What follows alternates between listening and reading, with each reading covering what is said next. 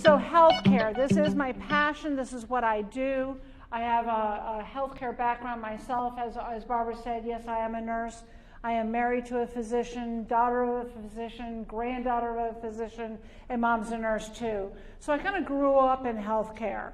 Went to law school, initially did medical malpractice defense work, representing hospitals and physicians, nurses, other healthcare professionals. But more and more I realized what I wanted to do is teach. So what I do is I teach health law. I've just finished my 21st year down at Trinity University in San Antonio, teaching there, mostly future hospital administrators.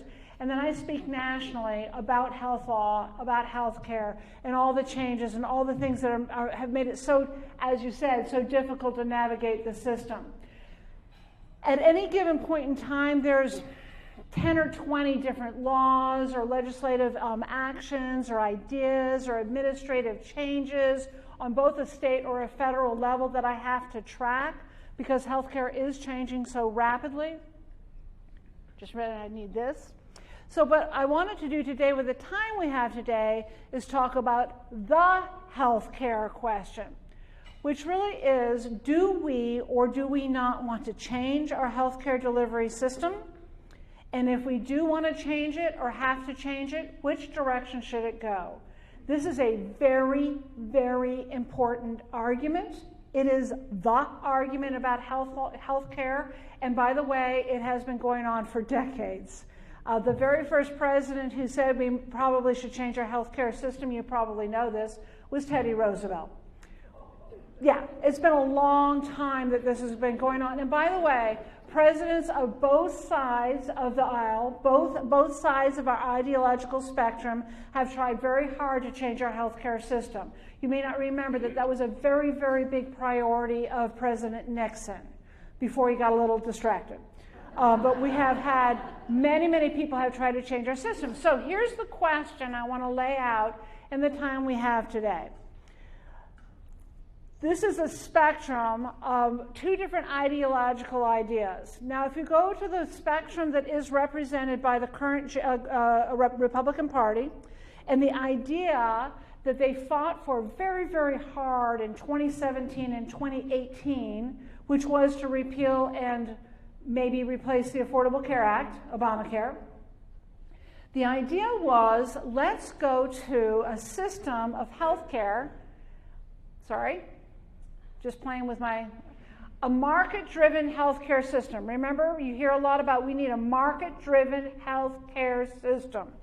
There is a problem with this argument. Don't worry, I'm going to pick on both sides here. There's a lot of problems, but let me start on this side.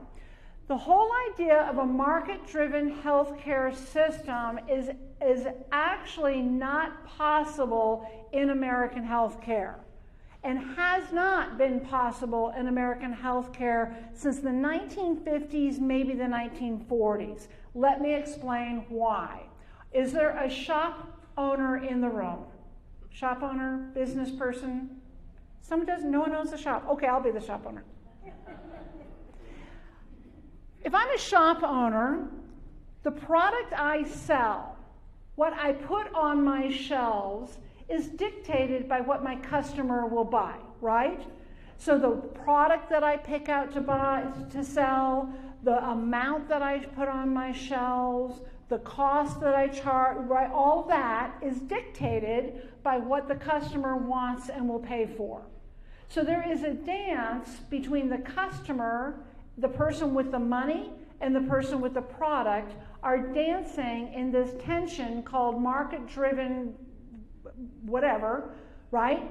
And what one person is selling is equaled by what another person will buy. That's a very simplistic explanation. I'm no economist, but we all follow this, right?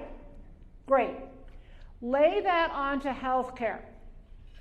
In United States healthcare, let's say I'm a patient now, and I'm in my doctor's examination room with a sore knee. And my doctor tells me I have 3 options for my knee. I can do she says I can do a cortisone shot, I could do 6 weeks of physical therapy twice a week, or I could do surgery. And pretending for a moment those are all equal, but that's for my example. So my doctor and I are having a conversation about these 3 different options. And we're talking about pain, we're talking about schedule, we're talking about efficacy, we're talking about a whole lot of things when I make my decision. What we are not talking about is price. Because regardless of what my choice is, the payor, the person that's going to pay for fixing my knee, is either in Hartford, Connecticut, the insurance capital of the world, or the Medicare offices in Washington, or the Medicaid offices in Austin. But you see this? The end user, me, I'm not buying the product. This is why it is not a market-driven healthcare system. You have divorced the decision maker from the payer. So the whole idea of market-driven healthcare does not work because the insurance company is the third party that's actually paying. That tension between the shop owner and the customer is gone. Without losing an hour, let me just explain. You know those high deductible healthcare plans that we all hate? The high deductible healthcare plans, first of all, let me make very, very clear. Those were not required in the Affordable Care Act, what we now call Obamacare. And by the way, I never said it called it Obamacare until President Obama called it Obamacare. Anyhow, so the high deductible plans were not in the Affordable Care Act, were not required by the Affordable Care Act, were not mandated by the Affordable Care Act. High deductible health care plans have been the holy grail of the health insurance industry for decades, especially in the early 90s. They tried to do that, and they didn't get very far, but when Affordable Care Act came in, they used it as an excuse. So these high deductible health care plans are not part of Affordable Care Act, and they will not go away if Obamacare goes away. The reason I'm bringing that up is that high deductible plan was the insurance companies trying to make the patient making the decision have some financial implication to the decision, to give me some pain in my own pocket. Do you see that? So in today's world, if I'm given the choice between a cortisone shot or physical therapy or the surgery, I'm going to say, how much does that cost? Because I've got this huge big deductible. Do you see that? Trust me, I am not advocating for large deductibles. I just want to explain that that's why those came about, because they wanted it to be more market driven. Anyhow, my whole point here is what the GOP, what the right side of this equation will tell you is the answer to fix American health care. It's not a viable alternative the way it's spoken about in sound bites or you see that we'd have to get rid of insurance companies to actually make it market driven. So whatever they want to do on the right, there's a lot about that just does not make sense. Clear enough? Okay. Now let's go to the other side. So this is one side of the political spectrum. The other side is Medicare for all. And boy, oh boy, oh boy, are you hearing a lot about Medicare for all, right? Everyone is talking about Medicare for all. So I want to tell you a couple of things about Medicare for all. The first thing I want to say, which is kind of the point of what I want to bring up today, is there are actually 4 different things that are being proposed by politicians right now in Washington, and all 4 are called Medicare for all. So just the words Medicare for all are problematic because it's used for a banner for a lot of different kinds of changes to our healthcare system. So I want to show you the various different things that are called Medicare for all and give you some of the pros and cons of those also. And by the way, my slides get a little busy, but I have 3 slides that have some details, and Val can get you, I have a copy of my slides that's available through Val, and I'm also going to give you other resources to get this if you want it later, okay? So the first of the 4 things that are now called Medicare for all on the other side of the political spectrum, being the progressive left, pure Medicare for all, for this I'm using Bernie Sanders' plan, Medicare for all. He did not invent this idea. This idea predates him by decades. But Bernie Sanders is certainly the person that made Medicare for All something that the public resonated with during the presidential election in 2016, right? A lot of people got excited about it. And the name of the act that he filed in I think it was October of 2017 is called the Medicare for All Act. By the way, that law that he proposed had I think 13 Democratic senators co-sponsor that bill, 5 of which are now running for president in 2020. So this is a very, very big deal for the Democratic Party, all right? But I just want to make sure we talk about the differences in some of the things that are not necessarily making it on the news cycle. But just real quickly, what the Medicare for All, and this is the most commonly used title, Medicare for All. But when Bernie Sanders or any of those senators, people running for president right now, when they're talking about Medicare for All, they're talking about a single-payer system. And you'll often hear those words used interchangeably, although there's some confusion. I could go down that rabbit hole. I'm not going to right now. But basically what it says is that all health care in this country will be paid for by one payer, which will be a government-run program like Medicare. Right? So everyone gets all their health care from Medicare, a Medicare-type program. It's government-backed. There will be no copays and no deductibles. Everything, you walk into any hospital or exam room, and the government's going to be paying for your care, whether you're a child or a working woman or elderly, whatever. Everyone's going to get this care. This is important. The doctor you're getting care from, or the nurse, or the therapist, or whoever the healthcare professional that you seek care from under this Medicare for All remains independent. Our Peterson Hospital, which again, my pleasure to serve, is still open down the street. Hospitals and all the different providers maintain their independence. It's only the government's just on the payment side, all right? So that all stays the same, except for the government's paying for all the care. Senator Sanders' estimate is that this would save so much money that the average middle-class family would save more than $5,800. That's just one of the things on the website, which I'm going to give you. That's controversial. I'll get back to that in a minute. But the quote is an interesting one. Under Medicare for All, you won't deal with insurance companies, putting an end to arguments over claims, saving you money, and reducing stress. Sign me up, right? I mean, who could not want that? That sounds really, really good. As a matter of fact, when you look at what it covers, everything. It's a very small slide because there's so much to put, but you can get I'll get you a copy of this. But we're talking about a lot of mental health and addiction services, which we so desperately need in this country, are included. Diagnostic tests, all your medications, which is a big problem for so many people, all that is included, again, in this huge, big, new government program that's being proposed. Primary care, preventive care, acute care, surgeries, inpatient, outpatient, everything is covered. And the costs are paid on the right side. Those are a series of taxes that are included in the bill that start paying for all this care that's being given to every American. If you look at the list, you'll see that if you make $250,000, things are not as jolly anymore. There's a tax on employers.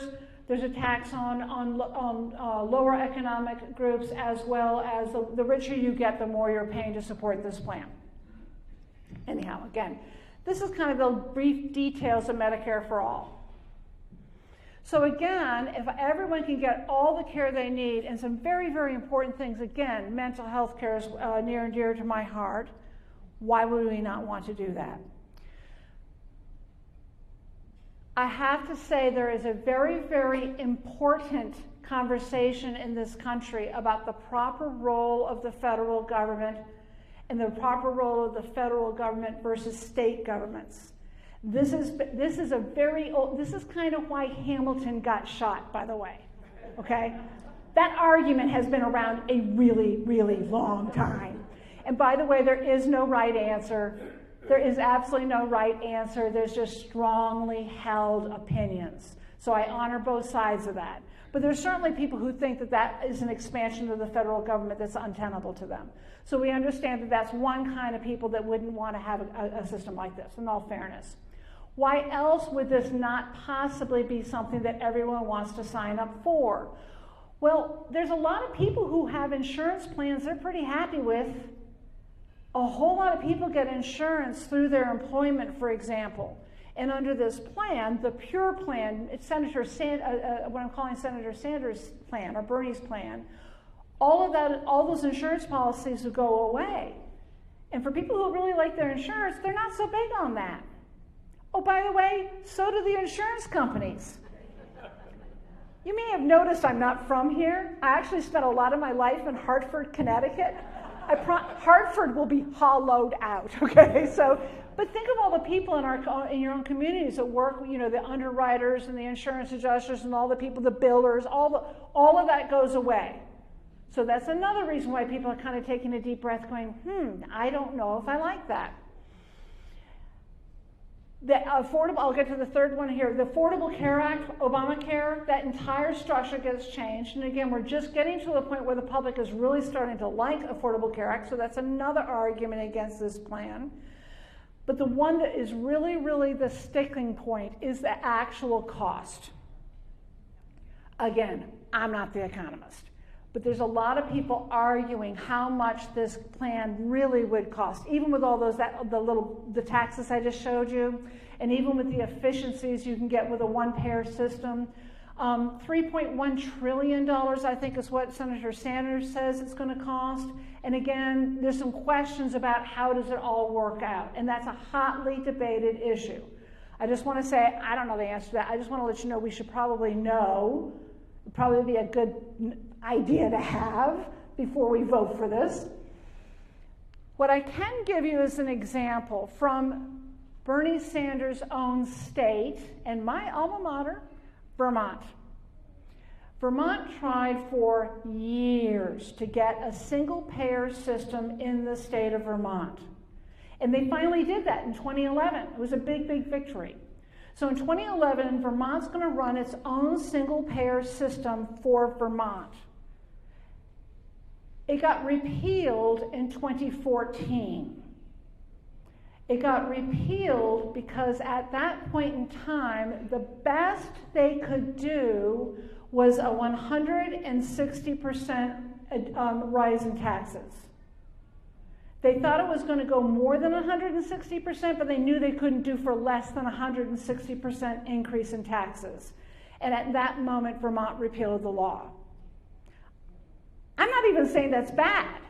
I'm just saying that when people say, oh, this is going to be so easy, it would probably be very good to start talking about what it really would take to have a system that really is so easy and accessible and great care. And that's an important conversation we need to have as a voting public so that we understand. Is that fair? All right. So again, there's a lot of questions about this, but this is pure Medicare for all. It's actually more single payer than Medicare. The little joke about that is Medicare is not a single payer system. Do any of you have Medicare Advantage? Yeah, those are private insurance companies giving Medicare. So even Medicare is not single payer, but Bernie's plan is a very, very pure plan where only the government is involved and all the private insurance companies go away. By the way, this plan that I just described in little detail is by far the most generous health care plan on the planet. Much, much more generous than what they get in the United Kingdom or Canada or anywhere else. So it is a really, really, I mean, again, I understand why the public loves it, and I'm not even arguing against it. I'm just saying there's some details that are not making it into the 30-second sound bites we're getting from our politicians and our press. Is that fair? I'll let you push back on me in a minute if you want to. Got it. I want to open this up to you because whether you want to talk about this or all the other, the case in Fort Worth is going to get rid of the Affordable Care Act or Medicaid expansion or whatever you want to talk about, all I want to leave you with is this. We have got a very important conversation to have in this country. The American public needs accurate, detailed information about exactly what any of these choices mean to us individually, to our communities, and to our future. And on that scale, both sides of the aisle are really failing us. Demand that your politicians ask the important questions. That's my mission today. Thank you. Thank you. Hold on a sec. In the back, please. Under Medicaid for all, and in a large city where there are several hospitals. Oh, I love the question. Okay, so if you have Medicare for all in a city with multiple hospitals, let's say we're in Houston, where they're all like, kissing cousins. So all these hospitals, the question is, under Medicare for all, would they have to have the same price, or would they be able to compete with each other to have some of that efficiency, market-driven healthcare that people would like? Under Medicare for all, no, the price would be set. The reimbursement would be set. And we don't know what the reimbursement would be, because the other thing that is not known about the details of the pure Medicare for all, and that's the bill that is sponsored by Senator Sanders, Bernie Sanders, but has so many co-sponsors, including other people running for president. Somewhere in there, and as a wife of a physician, as a nurse, and as a person who serves on a board of a hospital, I thought it was kind of an interesting, that's interesting. Because he said, oh yeah, all the doctors and hospitals are going to get paid a lot less, but they will be happy. Details to follow. Please. I'm a retired physician. I worked for the VA. I finally left the VA because it was second world medicine as far as I have to catch up. I have to catch them up. Thank you. So first of all, retired physician in the room, your viewpoint obviously is very helpful. You were sick and tired of all the paperwork and the way billing happened in the real world. Went to the VA hoping that this would be a much easier system, because everything, the care is what it is, the documentation is what it is, the payment's what it is, and you got a salary, and it was all supposed to be all about the care. And after how long? 6 years. After 6 years, decided to leave the VA system because, in your opinion, you felt it was third world medicine, was not quality medicine. Thank you for that. Second world. Second world. Sorry, I got my worlds mixed up. Second world medicine. Okay, great. Thank you for that. Which side of the room? Yes, please. I've heard of an astronomical number concerning Medicare fraud amounts. If you put an empty trough of cash out and say, take what you need and we'll get back to you. Our system was set up for honest people, which 99.999, again, there's a lot of honest people, but you bill Medicare, they pay you. I say, I'm a doctor, I'm a radiologist, I just looked at an MRI, and they pay you. And then afterwards, they do audits to find out if you were telling the truth.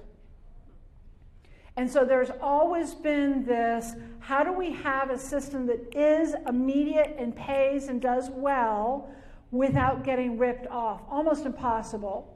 So there's a lot of time and attention paid to going after the bad ones, and there are some bad ones, absolute bad ones. There was the biggest Medicare fraud by an individual physician in the history of Medicare was in DeSoto, Texas, just outside of Dallas.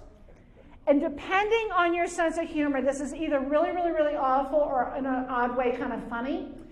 He was charging Medicare for home health care for homeless people. Yeah. He's sitting in a jail cell. His wife was his biller. I think he got 100 years. It's very awkward. Like, he got 100 years and she only got 64. So I'm thinking, like, 64 years from now, when she's out of the who's cow and he's not, it's going to be kind of awkward. Decorate the cell any way you want, dear. But, yeah, there's some really, really bad people ripping off our system. What I love about it is so American. I just love that they're so American to put a whole bunch of money out there and say, here, you just take what we owe you and we'll get back to you. I kind of like it. But yeah, a lot of people are ripping us off. So that is, and that is absolutely true. I don't care if Washington is red, blue, or purple. This is a huge focus of what's happening in healthcare, is trying to make it as honest as possible and be ruthless about the people who are ripping off the system. The problem is a whole lot of very honest hospitals and doctors get tied up in these investigations because they look right. You have to prove yourself. That's all. That's another 3-hour conversation. But just so you know, yeah, there's a lot of fraud. There will always be bad people. Apparently, my mother told me that. Who else? Please. One more question. One more question? Thank you. I could do this all day. This might be a good way to end Please, this Susan. talk, but could you give us a middle of the road? How do we navigate this to where we can at least make progress? Oh, thank you. What's the middle of the road? How do we navigate all this so we can at least make progress? Ooh. Ooh, I like this. Okay. First of all, I think we have to start telling people the truth on both sides of the aisle, as I said. Some real hard facts so we can figure this out and make a decision moving forward. I will say that the Affordable Care Act, aka Obamacare, that law was the fruition of every other legislative attempt that had come before it, again, all the way back to Truman, not all the way to Teddy, but Truman. When I teach, and I teach a lot about the Affordable Care Act at school, I've been teaching health law for a long time. There's nothing new in that law. I'm answering your question honest.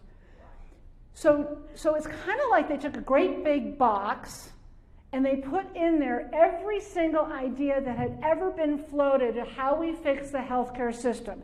Half those ideas are really conservative ideas. Half those ideas are really progressive ideas. They put them all in the box, tied a ribbon around it, and called it the Affordable Care Act.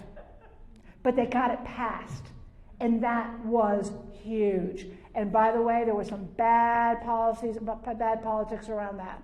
There's a lot of, I'm just telling you, there was some bad acts. But anyhow, it got passed. So for me to get any movement forward at all was very exciting. It was never going to be the last law. It was always going to be the first law.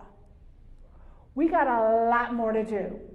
So for me, if I may, to throw it out completely, to go completely get rid of insurance and go to the right, that was the left, okay, or to go, you got it, anyhow, or to say let's get rid of all the insurance companies. And I kind of like, we started on something. We're figuring it out, and it's, I don't know, my lifetime. It took us decades to get in the trouble we're in. I think it's going to take us decades to get out, but there is something, the middle of the road approach certainly is, okay, we got this far, let's keep talking. Together, bipartisan, well-informed public, what's working, what's not, we got to keep on fixing this. That's the middle of the road. But neither party seems very interested in doing that right now. That would be politics. I got to thank you all so much again. I so much enjoyed. My thank you slide's not coming up. I just want to say thank you so much for your attention, your participation. Thank you so much for having me. Sarah, thank you. Oh, I was something about Fontenot.